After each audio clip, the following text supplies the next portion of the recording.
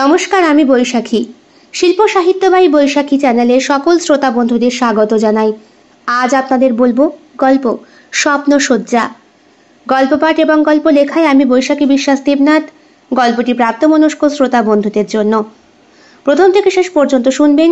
ভালো লাগলে অবশ্যই লাইক করবেন, কমেন্ট করবেন, শেয়ার করবেন এবং আপনাদের প্রিয় চ্যানেল শিল্প সাহিত্যবাহী বৈশাখী সাবস্ক্রাইব করে বেল বাটন প্রেস করে পাশে থাকতে একদম ভুলবেন না।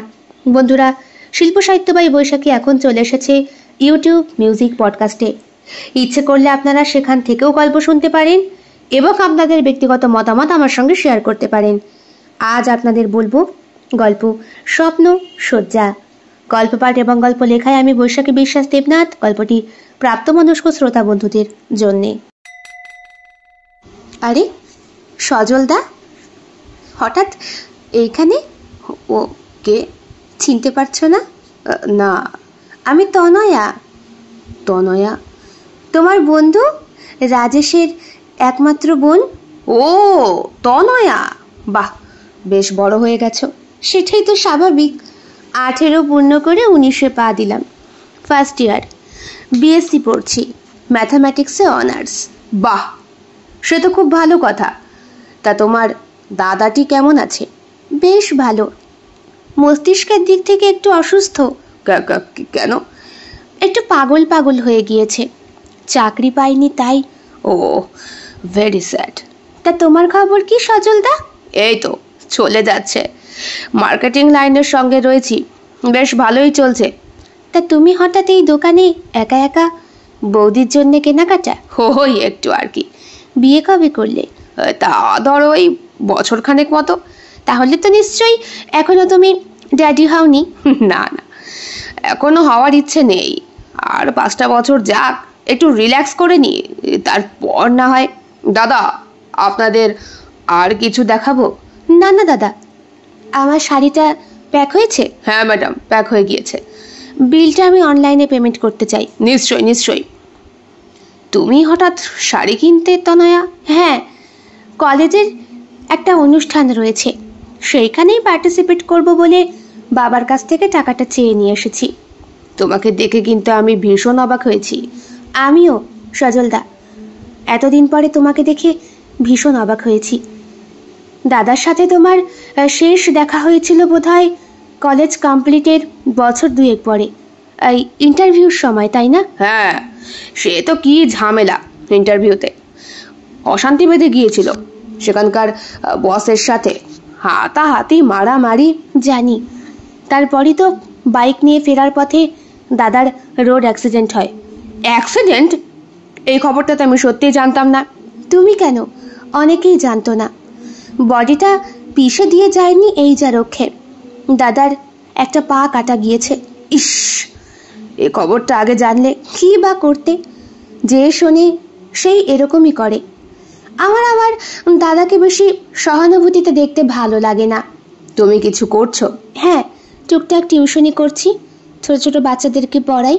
বাহ, বলছি আমার বাড়িতে আমার বড়দার একটা মেয়ে রয়েছে, বুঝলে, বছর 6 বয়স, ক্লাস 1-এ ভর্তি হয়েছে, প্রাইমারি স্কুল। আমি বললাম চাকরি বাকরি পেতে গেলে ছেলে পেলে ওই নর্মাল স্কুলেই পড়বে যদি ট্যালেন্ট থাকে, তার জন্য আবার বেসরকারিতে অ্যাপ্লাই করার কি আছে। আমার ভাইটি আবার আমার ভীষণ ভক্ত, মানে বড়দাটা। আমি একটু বেশি শিক্ষিত কিনা বড়দার থেকে, তাই। বাহ, তাই অহংকার করো? আরে না, অহংকার কিসে, আমাকে সম্মান দিলে আমি আর কি করতে পারি। তাই তো, পৃথিবীতে ওই একটি জিনিস সবাই আশা করে, সম্মান। কেউ পায় আর কেউ পায় না। আমি তোমার কথার মানে ঠিক বুঝে উঠতে পারছি না। ম্যাডাম, আপনার বিলটা। ও হ্যাঁ, পেমেন্ট হয়ে গিয়েছে? হ্যাঁ ম্যাডাম। ঠিক আছে সজলদা, আমি বরং এখন আসি। যদি কোনো প্রবলেম হয় বা প্রয়োজন থাকে আমাকে তুমি ফোন করতে পারো। ও, তা ভালোই তো। তাহলে দোকানের মধ্যে না বলে ফোনেই না হয়। আর একটা কাজ করলে হয় না, সামনেই তো ক্যাফেটেরিয়া রয়েছে, কফি শপে বসে একটু কথাবার্তা বললে কেমন হয়? ভালোই হয়। তোমার সময় হবে? হ্যাঁ হ্যাঁ। তোমার স্ত্রী কিছু বলবে না? আরে না, বিপাশা একেবারে ভোলা, যা বলি তাই করে। পতিব্রতা স্ত্রী, বুঝলে, অনেক তপস্যা করলে পাওয়া যায়। তাই তো, খুব ভালো। তাহলে চলো। দাঁড়াও, আমিও তাহলে বিলটা পেমেন্ট করে নিই। কথা শেষ করে দুইজনে দোকান থেকে বেরিয়ে আসে। দোকান থেকে মিনিট কয়েকের হাঁটা পথ একটা ক্যাফেটেরিয়া। এইখানে জোড়ায় জোড়ায় বসে প্রত্যেকে। তনয়া উচ্চতায় 5 ফুটের কাছাকাছি, মাথার চুলগুলো কোকড়ানো, পরনে সালোয়ার কামিজ নীল রঙের আর সাদা রঙের প্যান্ট আর ওড়না। কাঁধের ব্যাগটাও বেশ ধূসর কালারের। হাতে ঝুলছে একটা শাড়ির প্যাকেট। কপালে ছোট্ট কালো টিপ, মাথার চুলের পেছনে আকড়া ক্লিপ দিয়ে লাগানো, চুলগুলো কোমর পর্যন্ত ছড়িয়েছে। হাতে ঘড়ি পরা। হাসলে বাদিকের গালে টোল পড়ে। পান পাতার মতো মুখ, জোড়া ভ্রু আর উজ্জ্বল গৌর বর্ণা, টসটসে আপেলের মতো দেখতে। আর অন্যদিকে সজল, উচ্চতায় 5 ফুট 5 ইঞ্চের কাছাকাছি। চেহারা আগে বেশ সুঠাম ছিল, এখন চাকরি বাকরি পেয়ে আর বিয়ে করে একটা অল্প স্বল্প ভুঁড়ি বাঁধিয়েছে। বোধহয় এখন আর ব্যায়াম ট্যাম খুব একটা করার প্রয়োজন হয় না। ওইসব তো মেয়েদের কাছে পাবার জন্যে আগে আগে করা। তারপরে মাথার চুল ভুঁড়ি এটা কোনো ফ্যাক্টরি রাখে না। অ্যাকচুয়ালি বিয়ের পরে অনেকেই মনে করে বুড়ো হয়ে গিয়েছি। তখন আর সাজসজ্জা, শৌখিনতা সবকিছুই বিলাসিতা মাত্র। তখন সংসার ধর্মটাই সব থেকে প্রধান। সংসারের যাবতীয় খরচ, বাচ্চা কাচ্চা সামলানো, তাদের স্কুল কলেজ হাঙ্গামা পোয়াতে পোয়াতে কখন যেন জীবনের সব থেকে গুরুত্বপূর্ণ বসন্তগুলো একটু একটু করে পেরিয়ে যায়। এক সময় রঙিন বস্ত্রটাও আর ভালো লাগে না। অসহ্য জ্বালা ধরে যে গরমে, তখন সাদা আর ধূসর রঙই অভিপ্রেত হয়। যদিও খুব অল্প বয়সেই সজল যেন বুড়িয়ে গিয়েছে। পরনে একটা ধূসর রঙের পাঞ্জাবি আর কালো রঙের প্যান্ট, ঘাড়ে ব্যাগ ঝুলছে। দেখে মনে হচ্ছে কোনো সাহিত্যিক মানুষ, অথচ সে মার্কেটিং এর সঙ্গে যুক্ত। তনয়া খুব ভালো মতোই জানে এই মার্কেটিং লাইনের ছেলেপিলেরা কথা বলায় সিদ্ধহস্ত হয়। সজলের সঙ্গে তনয়ার দাদার ভীষণ ভালো বন্ধুত্ব ছিল। দুইজন একসঙ্গে কলেজ কমপ্লিট করেছে, পাল্লা দিয়ে পড়াশোনা করত। জাস্ট কয়েকটা নাম্বারের এদিক ওদিকে ওরা মার্ক পেত। সেই জন্যই তো তনয়ার দাদা একবারে ফার্স্ট বয় হয়েছিল কলেজে 3rd ইয়ারে, আর সজল হয়েছিল 2nd। এরপরে দুইজনে এমএসসিটা কমপ্লিট করে। তারপর চাকরির ইন্টারভিউ দিতে গিয়েই অশান্তি হয়েছিল সেই দিন প্রচণ্ড। তারপর থেকেই তনয়ার দাদা চুপ হয়ে গিয়েছে। রোড অ্যাক্সিডেন্টে একটা পা সরাসরি কাটা পড়ে, আর শরীরের বাদবাকি অঙ্গ প্রত্যঙ্গ সেগুলো এখন যেন বেঁচে থেকেও মরে গিয়েছে। কি ব্যাপার, কিছু ভাবছো? জিজ্ঞেস করে তনয়া। না না, তুমি কি খাবে বলো, অর্ডারটা দিয়ে দিই। সজলদা, তোমার শরীরের কিন্তু সেই চাকচিক্য আর নেই, কেমন যেন বুড়িয়ে গিয়েছো। হ্যাঁ, তুমিও বিয়ে করো, তোমারও তাই হবে। ভাবতে অবাক লাগছে তনয়া, কতটুকু ছিলে তুমি, কত বড় হয়ে গিয়েছো। এখন তো দেখে মনে হচ্ছে তোমার জন্য পাত্র দেখতে হবে। মাফ করো সজলদা, আমার এখনই বিয়ের তাড়া হয়নি। একটি ছেলে আসে, ওরা দুইজনেই কফি অর্ডার দেয়। সজল বলে, একটু তাড়াতাড়ি করবেন ভাই। কেন? তুমি যে বললে হাতে নাকি আঘাত সময়। হ্যাঁ সে আছে, কিন্তু বউ বলে দিয়েছে মাথা ব্যথার ওষুধ নিয়ে যেতে। বৌদির বুঝি মাথা ধরে? কথায় কথায় মাইগ্রেনের ব্যথা। কি এত করে মোবাইলে কি জানি। মোবাইলে করে মানে? হ্যাঁ, সারাক্ষণ হাতের মধ্যে মোবাইলটা নিয়ে টেপাটেপি করেই চলেছে, আমাকেও সময় দেয় না। সবে তো 1 বছর হলো, এখনই এই হাল? হ্যাঁ, কি করব বলো, তুমি বয়সে অনেক ছোট, তাই বলতেও পারি না। আমাদের বিছানাটাও আলাদা হয়ে গিয়েছে 1 বছরেই। হ্যাঁ, আমি জানি না, হয়তো ও আমাকে মন থেকে মানতে পারে না। বিপাশার বিয়ের পরে আমি জানতে পেরেছিলাম ওর প্রাক্তন এক প্রেমিক ছিল, সে নাকি কোনো এক অ্যাক্সিডেন্টে মারা গিয়েছে। তারপরেই বিপাশা হীনমন্যতায় ভুগত। জোর জবরদস্তি ওকে বিয়েতে রাজি করায় আমার শ্বশুরমশাই আর শাশুড়ি মা। বিয়ের পরে আমাদের ঠিকঠাক সব ভালোই চলছিল, হানিমুনে গিয়েছি, এমনকি রাতেও সুমধুর কাটিয়েছি। হঠাৎ করে একদিন বিপাশার ফোন একটা উড়ো ফোন আসে, আর তাতেই বিপাশা জানতে পারে ওর সেই প্রেমিক নাকি বেঁচে রয়েছে, মরেনি। বাহ, এ তো পুরো গল্পের মতো। হ্যাঁ, আর সেই গল্পই আমার জীবনে কাল। তারপর থেকে বিপাশা সেই প্রেমিককে খোঁজার জন্যে ফোন নিয়ে সর্বক্ষণ বসে থাকে। আননোন নাম্বারটায় ফোন করলে সে আর ফোন রিসিভ করে না, রিং হয়ে যায়। আর আমাদের সম্পর্কটাও একটু একটু করে তিক্ত হতে শুরু করেছে। জানি না কদিন আর সহ্য করতে পারবো। বলতে বলতে গরম গরম কফি চলে আসে। চুমুক দিয়ে তনয়া বলে, আমি তো ভাবলাম তোমার ম্যারেজ লাইফ ভীষণ হ্যাপি, এখন তো দেখছি প্রচন্ড পরিমাণে। হ্যাঁ, অশান্তিতে ভরা তো। তো তোমার যেটা বলছিলাম, আমার দাদার একটা মেয়ে আছে, 6 বছর বয়স, ক্লাস 1-এ ভর্তি হয়েছে। ওকে পড়াবে, ভালো মাইনে দেবে। দাদা ব্যবসা করে তো, বেশ মোটা অঙ্কের টাকা ইনকাম করে, বলতে গেলে আমার থেকেও বেশি। তাই? তা তোমার বাড়ির ঠিকানাটা? হেমা, তুমি জানো না? জানতাম, দাদার ডায়েরিতে লেখা ছিল, এখন আর ঠিক মনে নেই তাই। ও ঠিক আছে, আমি বলছি, তুমি নোট করে নাও। তনয়া মোবাইলটা বার করে ব্যাগ থেকে এবং সজল যেই নাম্বারটা বলে সেটা টপাটপ লিখে নেয়, সেভও করে নেয়। বলে, আজ বরং উঠি, বিলটাকে আমি পেমেন্ট করব?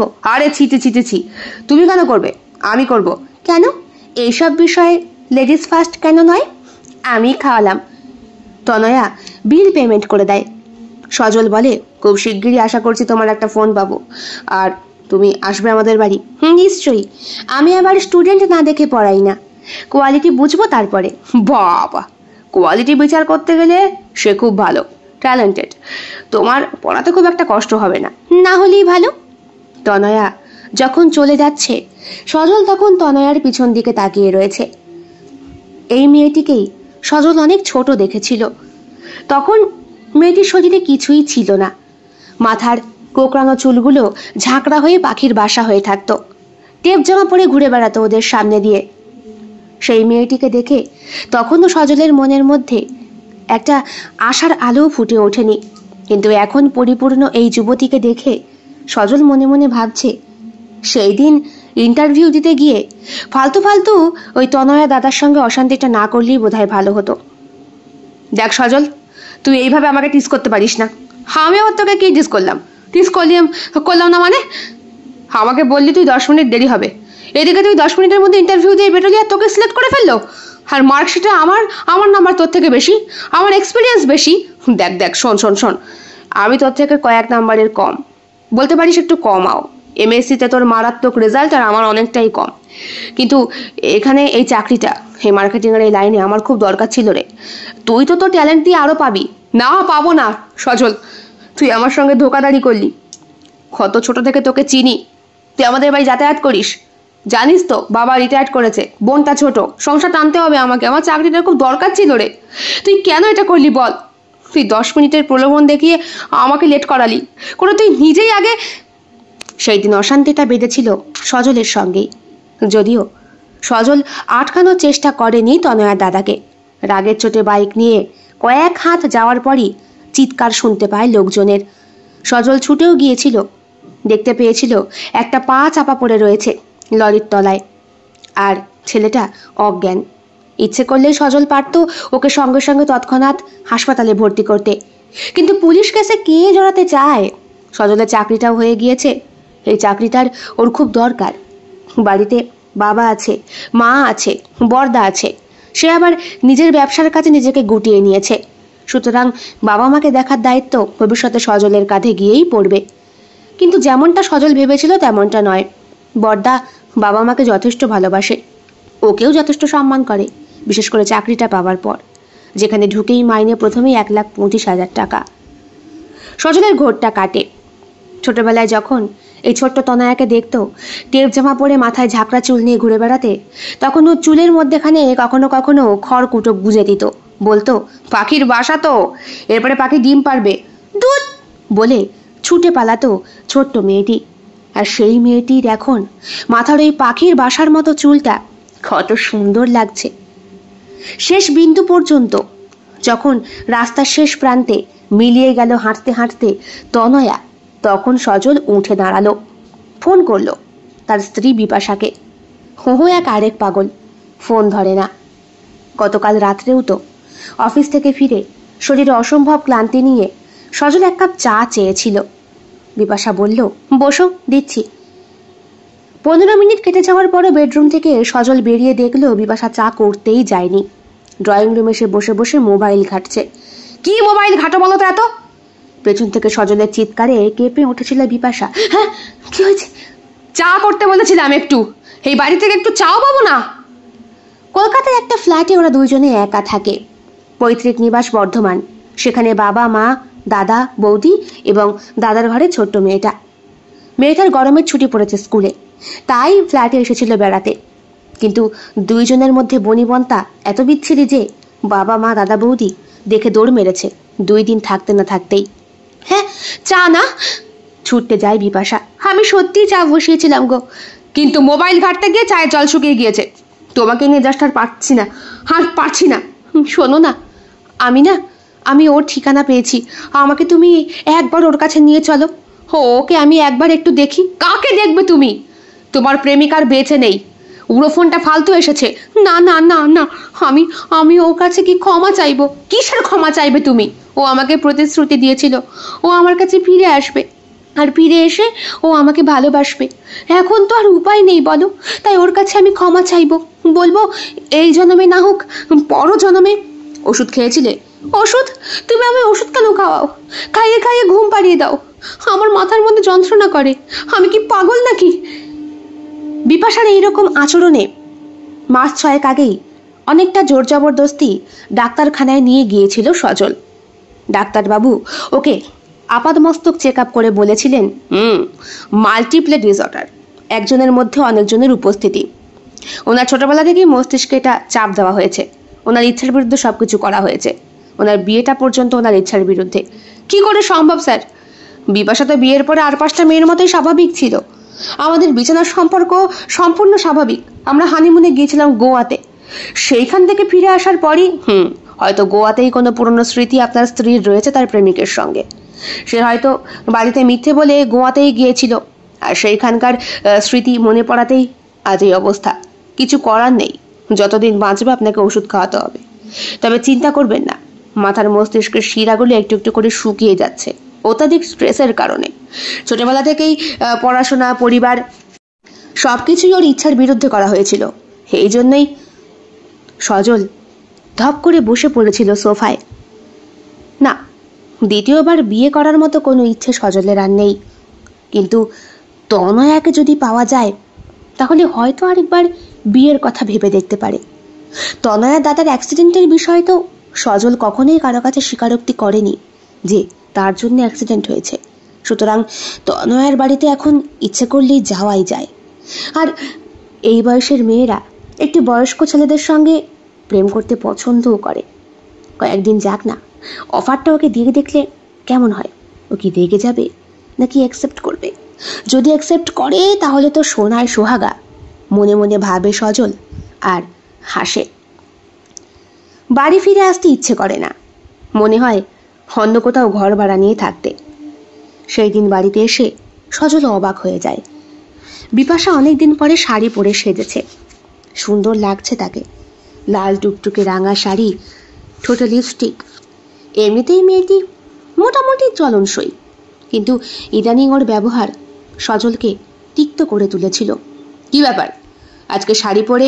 ভাবলাম তোমাকে একটু সময় দেওয়া হচ্ছে না, সব সময় মোবাইলটা ঘাঁটি, তাই আজকে তোমার সঙ্গে টাইম স্পেন্ড করব। সজল মনে মনে ভাবে, যা বাবা, এটা কি মেঘনা চাইতেই জল? কোথায় মনে মনে পরকিয়া করব বলে একটু দুষ্টু বুদ্ধি চেপেছিল, আর বউ দেখে এখন সঙ্গ দিতে আসছে।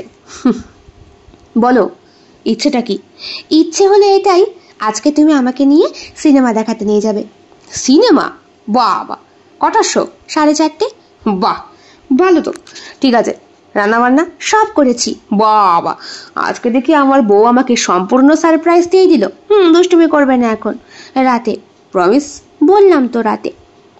সবে স্ত্রীকে জড়িয়ে ধরেছিল সজল, তার বুক দুটোয় হাত দিয়ে তার চুলের গভীরতায় নাক ডুবিয়ে সদ্য শ্যাম্পু করা চুলের গন্ধ নিচ্ছিল। সিঁদুরের টিপটা লেটকে যাওয়ার ভয়ে অনেকটা দূরে সরিয়ে ছিটকে দাঁড়ায় বিপাশা। বলে, না এক্ষুনি না, আমার শ্বাস নষ্ট হয়ে যাবে। তাছাড়া এখন দুপুর 1:30 বেজে গিয়েছে। চটপট স্নান করে নাও মশাই, তারপরে খেয়ে দিয়ে আমরা সিনেমা দেখতে বেরোবো। কিন্তু রাতের কথাটা মনে থাকবে তো? থাকবে, বলছি তো, পাগল একটা। সজল ভাবে, যাক, বউ যখন ঠিক হয়ে গেছে তাহলে আর তনয়ার জীবনটা নষ্ট করে লাভ নেই। দুপুরবেলা তাড়াতাড়ি খাওয়া দাওয়া করে স্বামী স্ত্রী দুইজনে মিলে বাইকে করে বেরোয় সিনেমা দেখতে।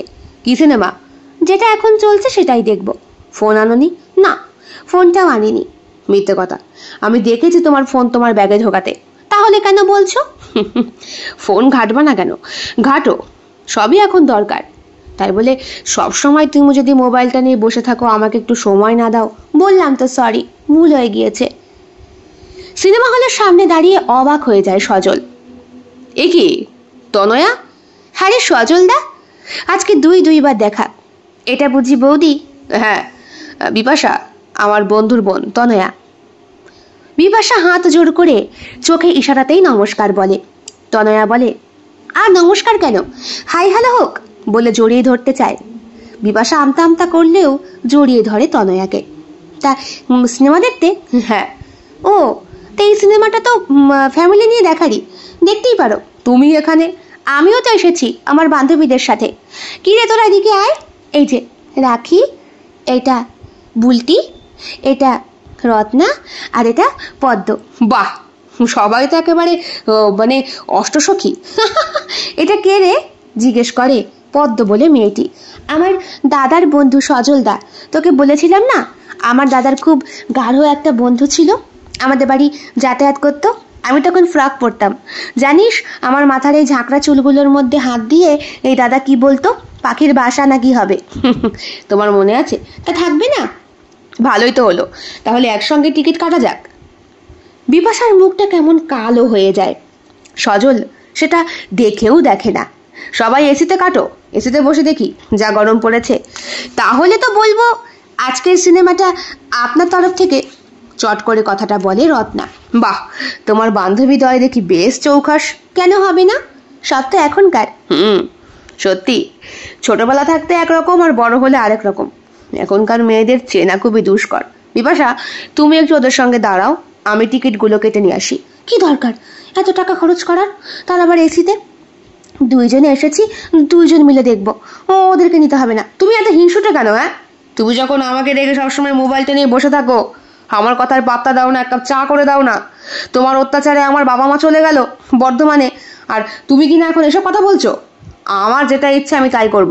আমার সঙ্গে থাকতে গেলে আমার কথা শুনতে হবে, বুঝেছো? বিপাশা চুপ হয়ে যায়।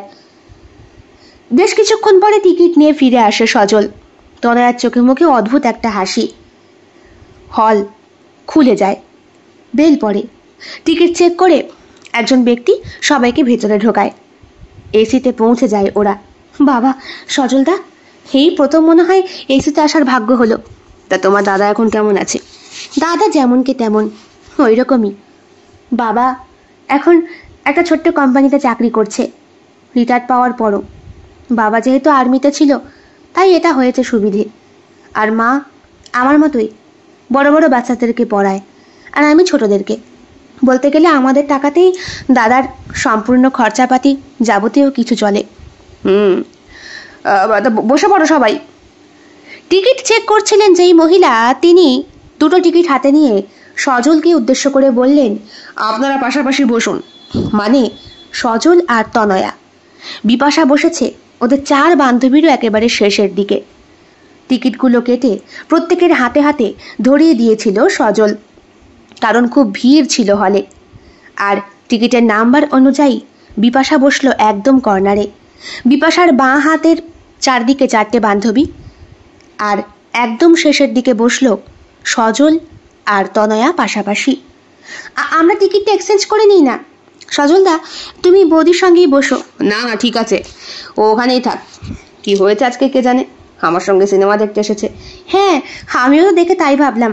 তুমি সবে বললে তোমার বিবাহিত জীবন নাকি ভালো নয়, আর অথচ এখন। কি করব বলো, আবহাওয়া কখন যে পরিবর্তন হয়। সিনেমা শুরু হয়ে গেছে।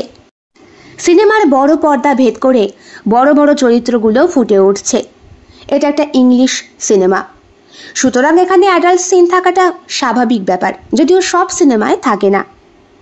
একটা দৃশ্যপটে নায়ক এবং নায়িকা দুইজনেই নগ্ন। সোফার ওপরে দুইজন অবাধে তাদের সঙ্গম করছে। যদিও অঙ্গগুলোকে স্পষ্টভাবে দেখানো হচ্ছে না, কিন্তু শব্দ প্রতিধ্বনিত হচ্ছে। কান গরম হয়ে যাচ্ছে সজলের আর তনয়ার। কিছুতেই তনয়া পর্দার দিকে তাকাতে পারছে না, কিন্তু সজল তাকিয়ে তাকিয়ে যেন সেই দৃশ্যগুলোকে বেশি করে উপভোগ করছে। একটা সময় তনয়া সজলের বাঁ হাতের আঙুলগুলো চাপ দিয়ে বলে, সজলদা আমি বরং উঠি। বিরক্তি লাগছে। বিরক্ত লাগলে কি করে হবে? তুমি অ্যাডাল্ট তো, এখন তো এসব কোনো ব্যাপার না। তাছাড়া তুমি খারাপ সেন্সে কেন নিচ্ছ? না, এইসব বই ফ্যামিলি নিয়ে দেখা যায় না। তুমিই তো বললে এগুলো নাকি ফ্যামিলি নিয়ে দেখার। হ্যাঁ, কিন্তু টিকিটে যেই সময়ে সিনেমার কথা আমরা দেখে এসেছিলাম, এইটা 7:30 থেকে হওয়ার কথা ছিল, কে জানে 4:30 থেকে হবে। হ্যাঁ, টাইমটা বদলে দিয়েছে, কারণ ওই সিনেমাটা চলছে না। তুমি জানতে? জানতাম বলেই তো তোমার বৌদিকে নিয়ে এলাম। আর যখন এক চান্সে বললো সিনেমায় যাব, এইখানেই এলাম। নাহলে এই শহরে তো আরো বেশ কয়েকটা হল আছে, এক এক সময় এক এক জায়গায় হচ্ছে। এই সিনেমাটা খুব চলছে, দেখো। না না সজলদা, আমি এসব দেখতে পারবো না। বললাম তো দেখো। সজলের কথায় তনয়া কেমন যেন হয়ে যায়, যেন বশ করেছে ওকে সজল। তনয়া উঠতেই যাচ্ছিল, আবার বসে পড়ে। সজলের পাশে বসে থাকা ওর 4 বান্ধবীর দিকে তাকায়। 4 বান্ধবী পপকর্ন খাচ্ছে আর হাঁ করে দেখছে, প্রত্যেকটা দৃশ্য উপভোগ করছে চক্ষু দিয়ে। বিরক্ত লাগে তনয়ার। সিনেমা শেষ হতেই সজল আবিষ্কার করে বিপাশা সেখানে নেই। এ কি, বৌদি বৌদি কোথায় গেল? ও ছাড়ো, বাড়ি চলে গেছে। তুমি রিল্যাক্সে বলছো? বলছি, হাফ টাইমের পরেও বেরিয়ে গিয়েছে। তুমি ওকে দেখেও ডাকলে না? কেন ডাকবো? একেই ওকে ডিভোর্স দেওয়ার জন্য আমি উতলা হয়ে রয়েছি। তুমি এমন কেন করছো সজলদা? তোমার সঙ্গে তো সংসার করতে চাই বলেই। আরে দূর, পাগল ছাগল মেয়ে ছেলে একটা। আমাকে তো বলেছেই ডাক্তার, ওর মধ্যে 2টো চরিত্রের একটা রোগ রয়েছে।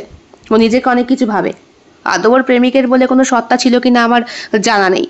ওর বাড়ির লোককে জিজ্ঞেস করেছি, ব্যাপারটা পুরো চেপে গিয়েছে। তো এখন এই মেয়ের সঙ্গে সংসার না করে আমি ওকে ত্যাগ দিতে পারলেই বাঁচি। তা তোমরা কিছু খাবে তো? রত্না বলে, আপনি খাওয়ালেই খাবো। তা চলো। না না সজলদা, আমার কাছে ব্যাপারটা ভালো লাগছে না। তুমি বরং এখন বাড়ি যাও, বৌদিকে সামলাও। বৌদি যদি কিছু করে ফেলে ভালো মন্দ। বিপাশা ওই ধরনের মেয়েই না, হাড় জ্বালিয়ে মারবে তবুও নিজে মরবে না। তুমি নিজের বউ সম্পর্কে এমন করে বলতে পারলে? না বলার কি আছে? আচ্ছা সজলদা, তুমি কি অন্য কিছু ভাবছো? অন্য কিছু মানে? না, সিনেমাটা দেখার পর থেকে আমরা যেন কেমন একটু হচ্ছিল। তোমাকে বারবার বারণ করলাম, তাও তুমি জোর করে আমাকে দেখালে। বাড়িতে যদি জানতে পারে না আমি তোমার সঙ্গে এসব দেখেছি? বাড়িতে কে বলবে? আমি তো বলবো না। আর তোমার বান্ধবীদের বলে দাও, সব কথা সবাইকে বলতে নেই। সজল তাকায় তনয়ার দিকে। সজলের চোখের দৃষ্টি বুঝতে পারে তনয়া। মেয়েদের 6 সেন্সার এমনি একটু বেশি, ওরা পুরুষের চরিত্রটা চোখ দিয়েই মেপে নেয়। সজলদা, আজকে ফোন করবো খনি। কখন? রাতের দিকে। আর তোমার বাড়িতেও যাবো খনি। কখন? যাবো খনি, বললাম তো। শোনো শোনো। কি? বিপাশা বোধহয় আজকের অভিমানের চোটে বেশ কয়েকদিনের জন্য এখন বাপের বাড়ি গিয়ে থাকবে। তুমি বরং বাড়ি কখন ফাঁকা থাকবে সেটা আমাকে বলে দিচ্ছ? এ বাবা, তুমি খারাপ কেন ভাবছো? তোমাকে তো সেই ছোট্টবেলা থেকে চিনি, চোখের সামনে বড় হতে দেখলাম। সবকিছু বড় হতে আর কোথায় দেখলে? কথাটা বলে তনয়া বিস্ফারিত চোখে তাকায় সজলের দিকে। সজল ঢোক গেলে তনয়া কানের কাছে মুখ নিয়ে বলে, ঠিক আছে, রাতে ফোন করব, আর ভালো লাগলে ভিডিও কলটাও করব। সজল কোনো কথা বলতে পারে না। 4 বান্ধবীকে নিয়ে তনয়া টোটো গাড়ি করে রওনা দেয়। সজল বাড়ি আসে। বিপাশা কান্না করছে। ডুপ্লিকেট চাবি থাকে পরস্পরের কাছে। কি ব্যাপার, সিনেমা হল থেকে চলে এলে? তুমি আমায় পাত্তা দিচ্ছিলে না, তুমি দূরে বসেছিলে। ওই মেয়েটার সঙ্গে তোমার কি? হ্যাঁ, আমার বন্ধুর বোন। তা বন্ধুর বোন মানে তো আমারও বোন। হ্যাঁ হ্যাঁ, তুতো বোন তো। ওই তুতো বোনের কোনো মূল্য নেই। তুমি কিন্তু একটা ভালো মেয়ে সম্পর্কে শুধু শুধু খারাপ কতগুলো কথা বলছো।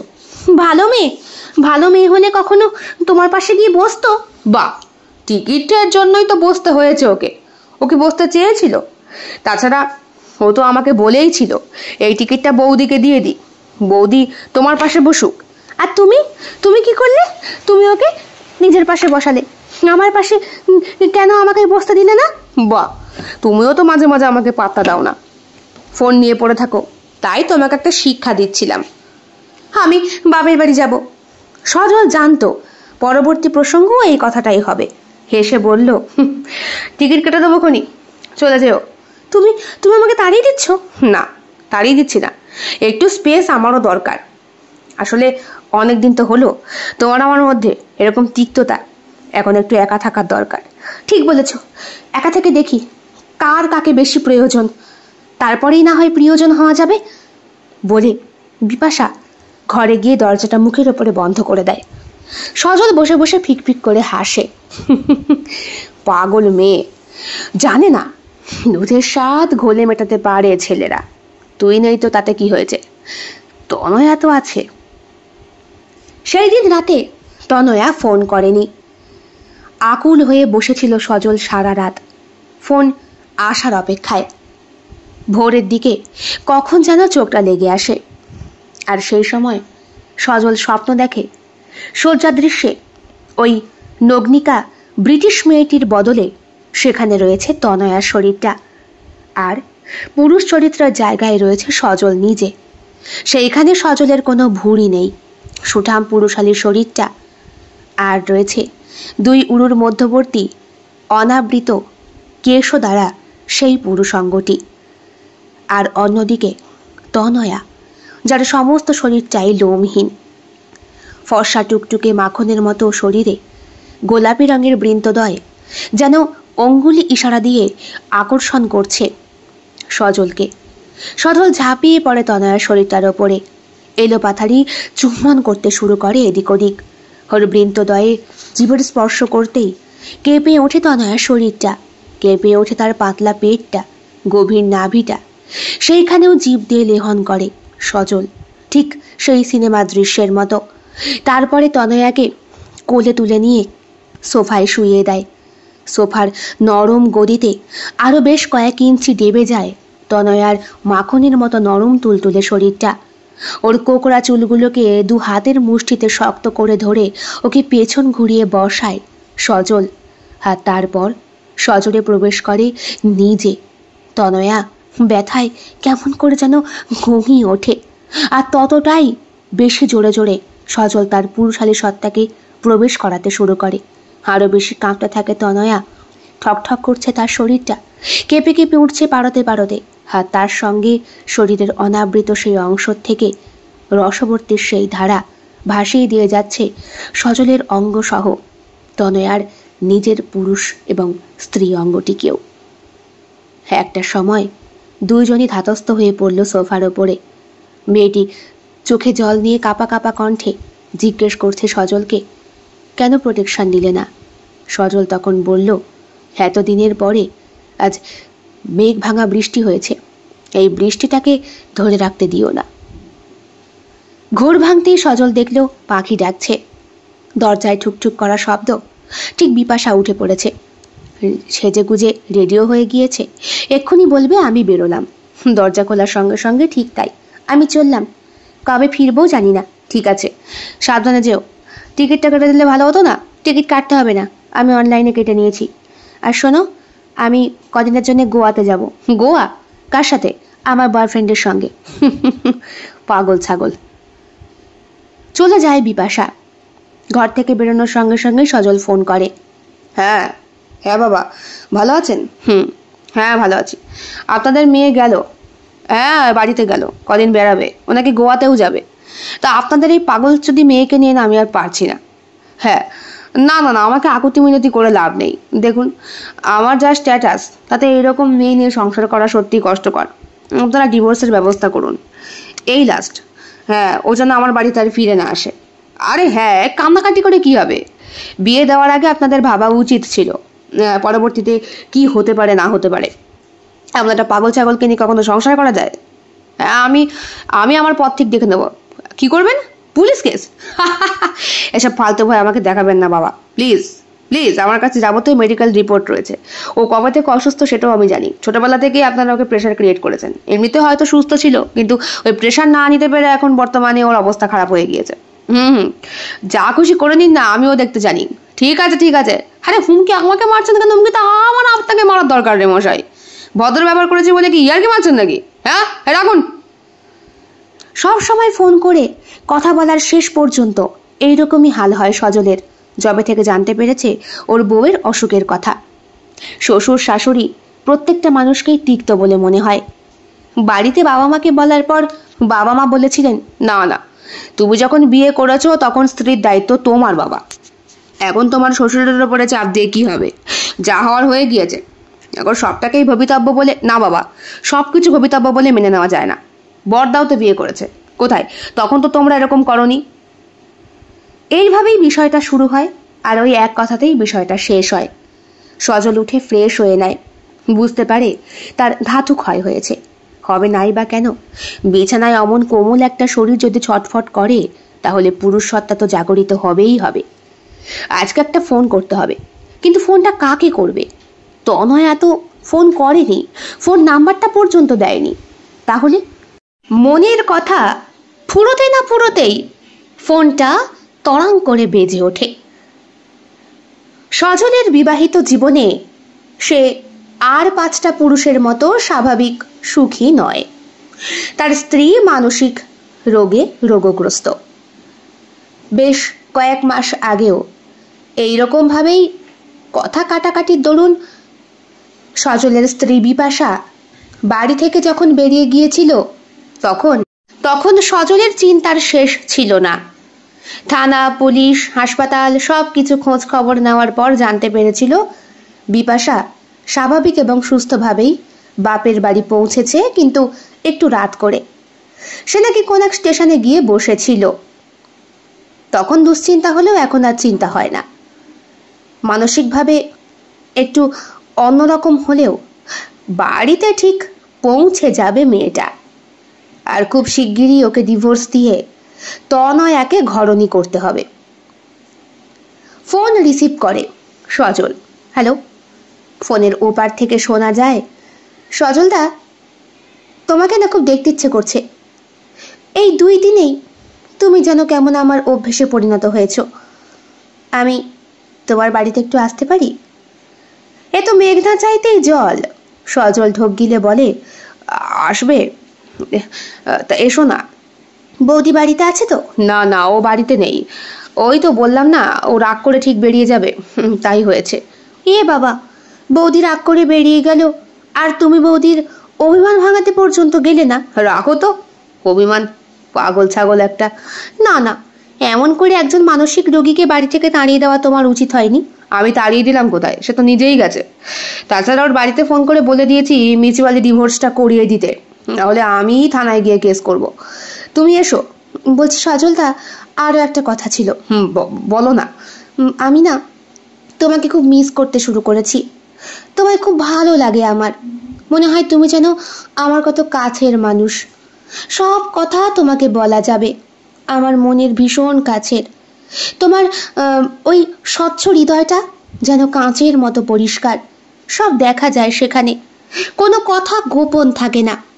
এদিকে সজল মনে মনে ভাবে, আর তো পারছি না, আর থাকতে পারছি না, আর ভনিতা না করে এবার প্লিজ ধরা দাও। আর কতদিন আমাকে এভাবে কষ্ট দেবে? মাত্র 2 দিনের আলাপ হওয়া সেই ছোট্ট তনয়াকে অত বড় রূপসী যুবতী হতে দেখে সজল কেমন যেন হয়ে গিয়েছে।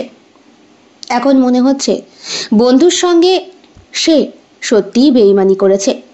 তো তুমি কখন আসছো? এই তো ঘন্টাখানেকের মধ্যে। না না, ঘন্টাখানেক নয়, তুমি তাড়াতাড়ি এসো। তাছাড়া তোমার বাড়ি থেকে আমার বাড়ি তো খুব একটা ডিস্টেন্সের নয়। তবুও হেঁটে গেলে ঘন্টাখানেক তো লাগবেই। হ্যাঁ, হেঁটে কেন? তোমার স্কুটি নেই? ছিল, তবে পেট্রোল ভরার টাকা নেই। আমি দিয়ে দিচ্ছি। সজল 1000 টাকা পাঠিয়ে দেয়, বলে, তোমার ফোন নাম্বারে তো সব রয়েছে। হ্যাঁ হ্যাঁ, থ্যাংক ইউ। আমি বুঝতে পারিনি তুমি যে এত শিগগিরই টাকাটা পাঠিয়ে দেবে। আমি তাহলে তৈরি হয়ে আসি? এসো, তৈরি হয়ে এসো। সজল মনে মনে প্রস্তুতি নিতে শুরু করে। বিছানার দিকে তাকায়। ইস, চাদরটা কি নোংরা। বিপাশাকে দ্বারা কোনো কাজ হয় না। সর্বক্ষণ ফোনের মধ্যে নিজের হারিয়ে যাওয়া প্রেমিককে খুঁজতে খুঁজতে এতটাই রোগগ্রস্ত যে সজলেরও ওর সান্নিধ্যে আসাটা কেমন যেন রুগীর মতো ঠেকে। আলমারিটা খোলে সজল। চাবিটা সবসময় তোষকের তলাতেই থাকে। আলমারি খুলে হাত রাতে থাকে স্বচ্ছ পরিষ্কার ধোয়া বিছানা চাদরটা, আর হাতড়ে হুতড়ে পায় ফুলসজ্জায় পাতা সেই সাদার ওপরে ছোট্ট ছোট্ট লাল ফুল দেওয়া চাদর। এই চাদরটাই আজকে পাতবে। কথা মাফিক কাজ, চাদর পাল্টিয়ে বালিশের সবকটা ওয়ার চেঞ্জ করে সে। যে ছেলে কোনোদিন ঘর গোছায়নি সে আজকে ঘর গোছাচ্ছে। ওর স্ত্রীর হাতে করে গড়া বাগানে অনেকগুলো ফুলের গাছ আছে, সেইখানে লাল গোলাপ আর সাদা গোলাপ অন্যতম। যদিও ইদানিং যাবৎ বিপাশার অন্যমনস্কতার দরুন গাছগুলো প্রায় মৃতসম, তবুও শুষ্কে যাওয়া সেই মাটির মধ্যেও সামান্য যতটুকু খাদ্যকণা আছে সেইটুকু শুষে নিয়ে গাছগুলো বেঁচে থাকার আপ্রাণ চেষ্টা করছে। সজল ছুটে যায় ওর বাড়ির বাগানে, মানে বারান্দায় সান্নিধ্য সেই ছোট্ট লনটার ওপরে। ওইখানেই হাজারো ফুলের টব, কোনোটা ঝুলছে, কোনোটা লতিয়ে গড়িয়ে বেড়ে উঠেছে, কোনোটা আবার টবের মধ্যে ছোট্ট হয়ে তাকিয়ে রয়েছে। এই ফ্ল্যাটে তিনটে রুম, একটা গেস্ট রুম, একটা ওদের বেডরুম, আর একটা রুম যেটা খুব একটা ব্যবহার করা হয় না, তবে দাদা বৌদি আসার দরুন ব্যবহার হয়েছে। এক্সট্রা তোষক পেতেই ওরা শুয়েছিল। প্রত্যেকটা ঘর যদি এখন সাফসুতরো করতে যায় তাহলে তনয়া এসে দেখে ফেলবে সজলকে। এদিকে সজলেরও তো উচিত স্নান করে সম্পূর্ণ ফ্রেশ হওয়া, একটু পারফিউম ব্যবহার করা, না হলে তো নতুন মেয়েটি ওর শরীরের কাছে এসেই ওর পুরুষালী গন্ধের জায়গায় দুর্গন্ধ পেয়ে যাবে। বাগান থেকে গোলাপের ফুল ছিঁড়তে গিয়ে হাতে ফুটে যায় কাঁটাটা। সঙ্গে সঙ্গে তর্জনীতে ফুটো হয়ে দুফোঁটা রক্ত মেঝেতে পড়ে। আঙুলটা মুখের মধ্যে পুড়ে নেয় সজল। দুটো সাদা গোলাপ ছেড়ে আর 6টা লাল গোলাপ হাতে করে নিয়ে এসেছিল জল দেওয়ার জন্যে মগটা। সম্পূর্ণ জলটা ছিটিয়ে ছিটিয়ে প্রত্যেকটা গাছকে একটু একটু করে খাদ্য দান করে ও। বলে, বিকেলে আবার দেব, এখন তনয় আসবে তো। গাছগুলোও যেন সজলের কথার সঙ্গে ঘাড় নেড়ে সম্মতি জানায়। সজল ঘরে এসে টেবিলটাকে সুন্দর করে ফুল দিয়ে সাজায়, ঘরের যাবতীয় নোংরা জিনিসপত্র সরিয়ে ফেলে, পরিপাটি পরিষ্কার একটা ন্যাকড়া দিয়ে সব কিছু পরিষ্কার করে। তারপর ঘড়িতে দেখে, ইস, যদি এতক্ষণে তনয়া বেরোয় তাহলে স্কুটি নিয়ে আসতে জোর 8 ঘন্টা লাগবে, এক্ষুনি পৌঁছে যাবে, কি যে করি। কথা শেষ হওয়ার আগেই কলিং বেলটা বাজে। ইস, ঠিক চলে এসেছে, ফ্রেশই হতে পারলাম না। সজল বেডরুমে রাখা ড্রেসিং টেবিলের আয়নাটার দিকে একবার তাকিয়ে নেয়। পরনে সাদা রঙের স্যান্টো গেঞ্জিটা, যেটা জায়গায় জায়গায় ছেঁড়া ফুটো, আর ধূসর কালারের হাফ প্যান্ট। এরকম অবস্থায় দরজা খুললে যে কোনো মেয়ের পক্ষেই সেটা খারাপ ইমপ্রেশন হবে। হয়তো দেখেই বলবে, হে কি বৌদি তোমার জন্য ধোয়া জামা কাপড়ও রাখে না বুঝি? না, এইভাবে খারাপ ইমপ্রেশন ফেলাটা উচিত হবে না।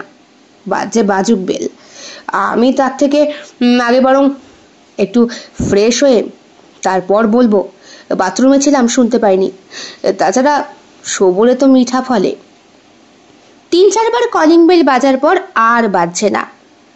সজল বুঝতে পারে যেই ব্যক্তি এসেছে সেই ব্যক্তি দরজার বাইরেই দাঁড়িয়ে রয়েছে। হয়তো একবার ফোন করব, না, ফোন করলে এই যে আবেগটা, এই যে উচ্ছ্বাসটা, এই যে একে অপরকে দেখার ইচ্ছেটা, এইটা নষ্ট হয়ে যাবে। তার থেকে বরং ভাবনা চিন্তাকে দূরীভূত করে আগে আমি স্নানটা সারি। বাথরুমে গিয়ে দরজাটা বন্ধ করে দেয় সজল। টানা 20 মিনিট ধরে নিজেকে পরিষ্কার করে। এদিকে আবার দরজার কলিং বেলটা বাজছে। বাথরুম থেকেই চিৎকার করে বলে, আসছি। আলমারিটা খুলে পরিষ্কার ধপধপে সাদা পাজামা পাঞ্জাবি পরতে গিয়েও পরে না। মনের রং ফিরে এসেছে, তাই বাসন্তী রঙের পাঞ্জাবিটা সে পরবে, আর পরবে সাদা রঙের প্যান্ট। এই পাজামা পাঞ্জাবি খুব প্রিয় একটা পোশাক সজলের।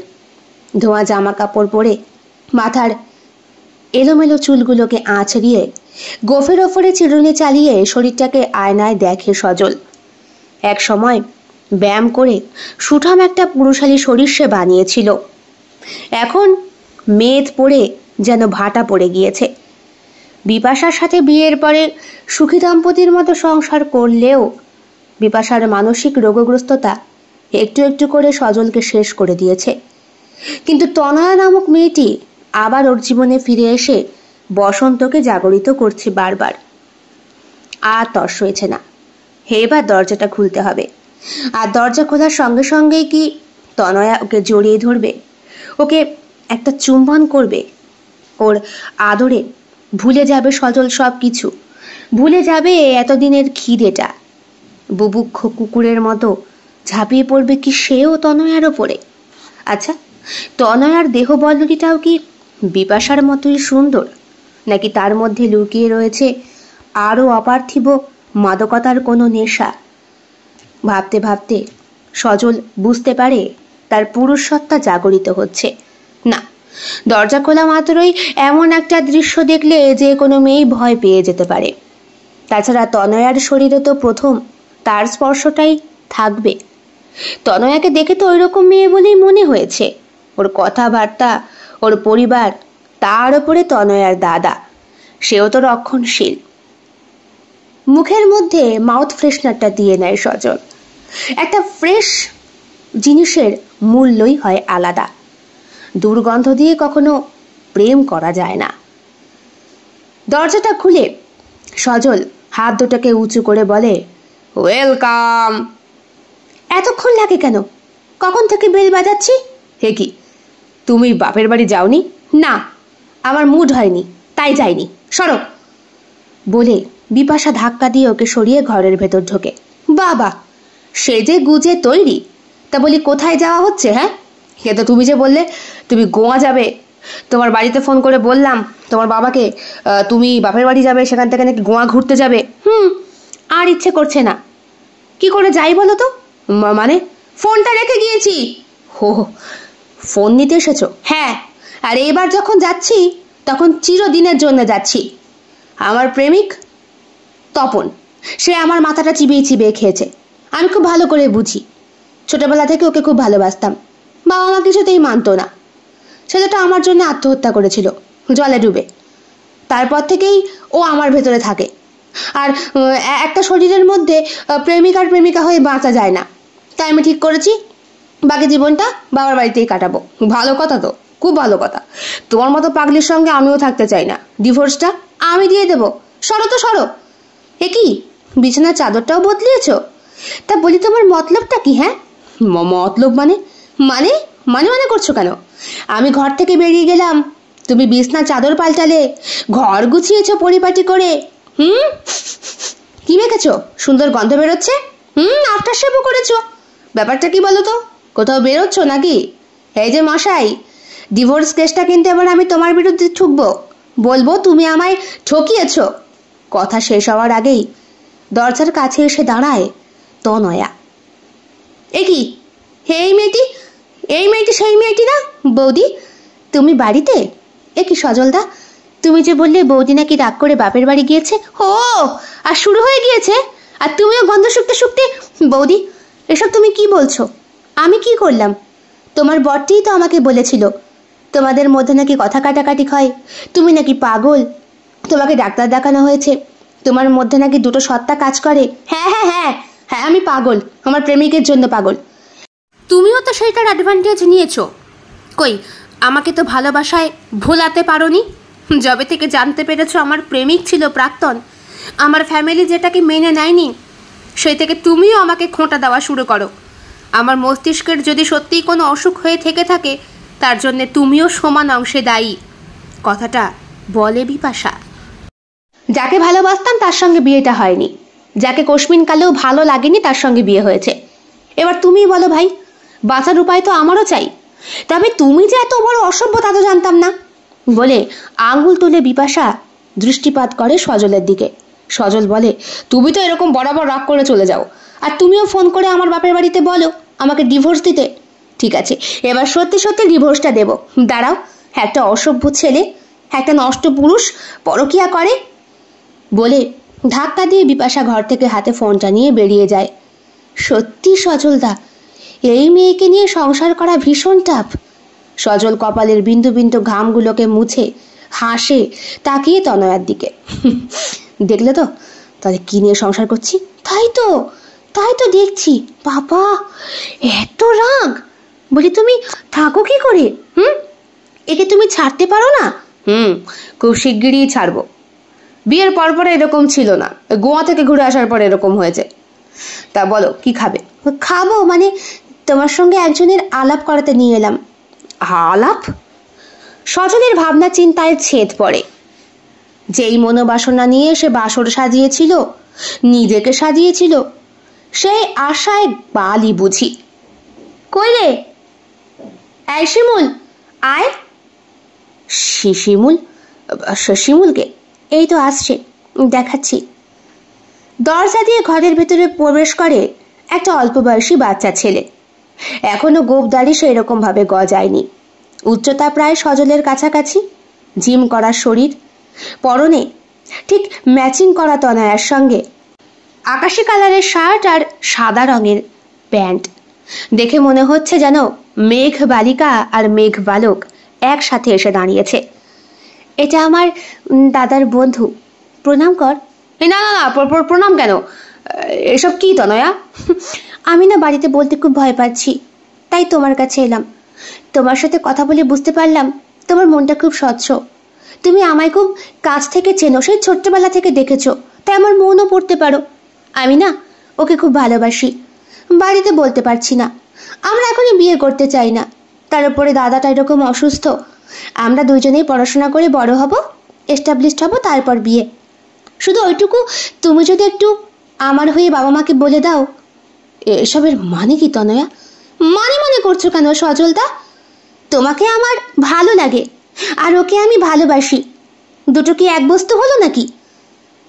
সজল তাকিয়ে থাকে হাঁ করে তনয়ার দিকে। স্বপ্নে সাজানো বাসর ভেঙে চুরমার হয়ে যায়। গতকালকের স্বপ্ন, শরীরের ধাতু বেরিয়ে যাওয়া, সব কিছু তাহলে মাটি? হেও দেখি বিপাশার মতোই আরেক পাগল পাবলিক। প্রেমিক, প্রেম, স্বামী, ভালো লাগা, ভালোবাসা। সজলের মাথা ঘুরতে শুরু করে। কি করবে বুঝে উঠতে পারে না। হাসবে, কাঁদবে, নাকি হারিয়ে যাওয়া বিপাশাকে আবার টেনে নিয়ে আসবে। আর কিছু হোক না হোক, অন্তত দিন কয়েক অন্তর অন্তর শরীরের ক্ষুধাটা তো মেটানো যেত। পাগল হোক আর যাই হোক, তা শরীর তো। তোমরা বসো, আমি বরং কিছু। সজলদা, আমরা খেতে আসিনি, আমি শুধু তোমাকে এই কথাটাই বলতে এসেছি। শোনো, আমরা প্রতিষ্ঠিত হয়ে যখন বিয়ে করব, তখন বিয়ের সম্পূর্ণ দায়িত্ব কিন্তু তোমার আর দাদা ভাইয়ের ওপরই থাকবে। দাদা ভাই এখন একটু ভালো আছে, তোমার কথা বলেছি বাড়িতে। বাবা মা তোমাকে অবশ্যই বৌদিকে নিয়ে যেতে বলেছে, যেও কিন্তু। আর হ্যাঁ, আমাদের বিয়ের কথাটাও কিন্তু অগ্রিম বলে আসবে। বলবে তুমি ওকে চেনো, ও খুব ভালো ছেলে। কিরে বল না, হাঁ করে রয়েছিস? হ্যাঁ দাদা, আমি তনয়াকে খুব ভালোবাসি। যদি তুমি একটু হেল্প করো তাহলে। নিশ্চয়ই হেল্প করব। মনে মনে সজল ভাবে, বন্ধুর বোনকে পেতে গিয়ে যা আছে সেটাকেও বুঝি এইবার হারাতে হলো। এতদিন ধরে ভাবতো মনে মনে যাকে চট করে ভালো লেগে যায় তার প্রতি বুঝি 7 জন্মের ভালোবাসা উতলে দেওয়া যায়। না, ভালো লাগা আর ভালোবাসা দুটো শব্দের মধ্যে তাহলে সত্যি বিস্তর পার্থক্য আছে। এতদিন বিপাশাকে তাহলে সে কি দিয়েছে? ভালো লাগা না ভালোবাসা? আর বিপাশাই বা তাকে কি দিল? তনয়া খুব চালাক মেয়ে। ভালো লাগার দুটো কথা বলে নিজের ভালোবাসাটাকে প্রকাশ করলো সজলের সামনে। হয়তো তনয়া সজলের দৃষ্টিপাত নিশ্চয়ই বুঝতে পেরেছিল। তাছাড়া পুরুষের কাছে সব মেয়েই সব সময় সমান সুন্দরী, সেটা 18 বছর বয়স হোক বা 40 বছর হোক। একটা মেয়ে মানুষ পেলেই হলো। স্বপ্নসজ্জা সঙ্গে সঙ্গেই মনের গোপন মণিকোঠায় জাগরিত হতে শুরু করে একটু একটু করে। ওই দুঃস্বপ্নটাও তখন ভালো লাগে, যেটা ওই না দেখা অচেনা মেয়েটির শরীরকে ঘিরে হয়। সেটা বুঝতে পেরেই হয়তো তনয়া এই পদক্ষেপটা নেয়। কি ব্যাপার, হাঁ করে তাকিয়ে রয়েছো কেন সজলদা? বলো, বলবে তো? আমাকে ছুঁয়ে বলো। আবার ছুঁয়ে? কেন ভেঙে যাওয়া বাসরে হার কেন ফুলের সুগন্ধ? কেন আবার হাতে গড়ে তোলা সেই স্বপ্নের শয্যা? কেন? কেমন লেগেছে আজকের নিবেদন অবশ্যই কমেন্ট বক্সে কমেন্ট করে জানাতে একদম ভুলবেন না। ভালো লাগলে লাইক করবেন, শেয়ার করবেন এবং শিল্প সাহিত্য বাই বৈশাখী চ্যানেলটি সাবস্ক্রাইব করে বেল বাটন প্রেস করতে একদম ভুলবেন না। বন্ধুরা, আপনাদের সাহায্য এবং সহযোগিতা আমার কাছে অত্যন্ত গুরুত্বপূর্ণ। আপনারা সকলে খুব ভালো থাকবেন, সুস্থ থাকবেন, ঈশ্বরের কাছে এটাই প্রার্থনা করি। দেখা হবে খুব শিগগিরই আরও একটি নতুন স্বাদের ভিন্ন আঙ্গিকের গল্পের সঙ্গে। অবশ্যই গল্প পাঠ এবং লেখনীতে আমি বৈশাখী বিশ্বাস দেবনাথ। দেখা হচ্ছে খুব শিগগিরই। ভালো থাকবেন সবাই। নমস্কার।